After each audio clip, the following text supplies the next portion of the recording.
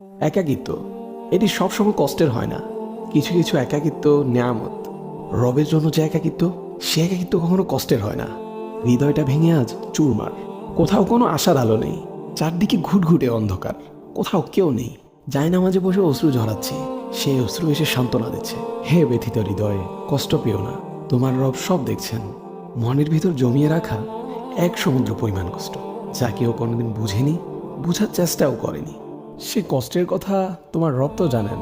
তিনি তোমার সহায় হয়েছেন বলেই তো তোমায় এই একাকিত্ব দিয়েছেন, যাতে তোমার কষ্টের কথা তোমার রবের কাছে বলে হালকা হতে পারো, তোমার দুশ্চিন্তার কথা রবকে বলে নিশ্চিন্ত হতে পারো।